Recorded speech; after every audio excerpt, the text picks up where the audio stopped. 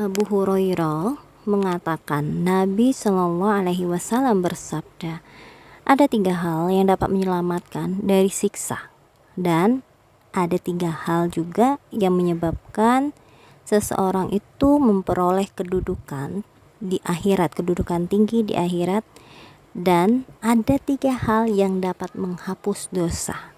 Apa saja 3 hal? 3 hal tadi ya. Yang pertama, 3 hal yang dapat menyelamatkan manusia dari siksaan Allah adalah takut kepada Allah. Baik itu secara rahasia, dalam keadaan rahasia, ataupun secara terang-terangan.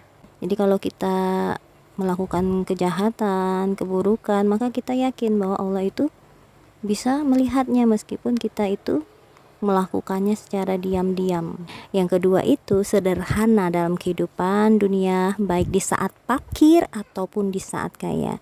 Entah kita mempunyai kedudukan yang tinggi, kekuasaan, kekayaan yang banyak ya, atau kita tidak mempunyai dalam kondisi yang ekonomi yang sulit, maka sederhana, lakukan secukupnya atau menggunakan apa yang diberikan dengan secukupnya. Yang ketiga itu adil antara senang dan marah. Nah, yang ini agak susah ketika kita marah.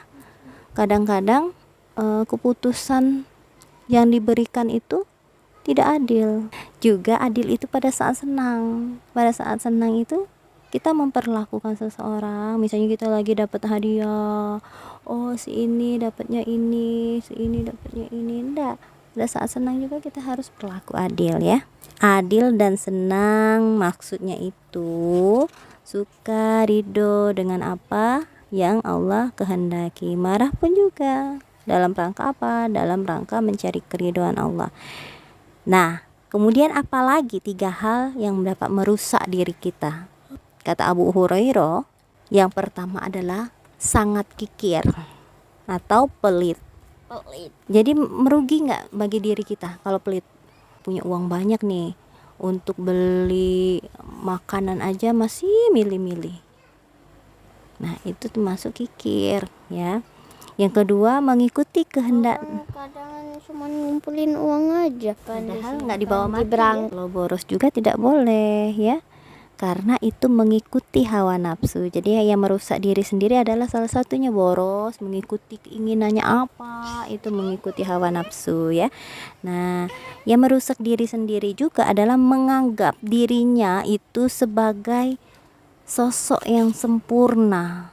Merak Ya. Merak itu sudah jadi siluman. Nah, tanpa melihat bahwa apa yang kita dapatkan itu adalah berkah dari Allah. Bukan karena kita melakukannya, tapi Allah, rahmat Allah. Nah, ada 3 hal lagi yang dapat membuat seseorang itu mendapatkan kedudukan tinggi di akhirat. Kira-kira apa? Bakti sama orang tua. Apa? Yang pertama itu membudayakan ucapan salam. Ketika kita terbiasa mengucapkan salam, bertemu atau berpisah dengan seseorang ya, kita terbiasa lalu mengucapkan lagi, maka insya Allah nanti kita mendapatkan posisi yang tinggi di sisi Allah di hari akhirat nanti ya. Yang kedua adalah memberi makan kepada tamu atau orang yang kelaparan.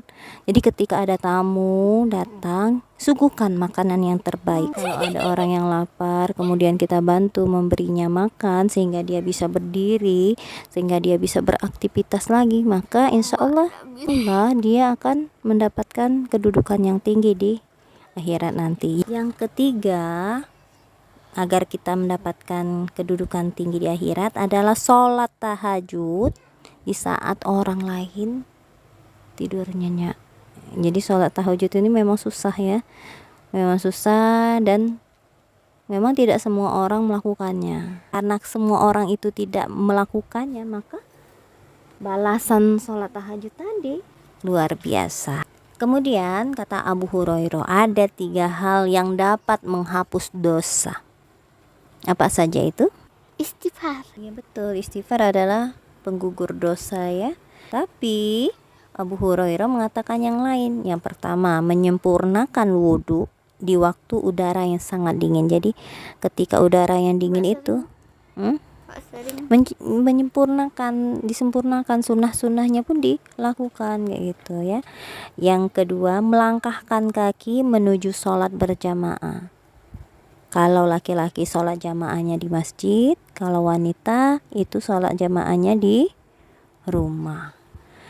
Kemudian yang ketiga, menunggu sholat sesudah melaksanakan sholat. Jadi menunggu sholat dulu. Sholat maksudnya itu menunggu sholat fardu berjamaah sesudah melakukan sholat sunnah atau melaksanakan kebaikan ya.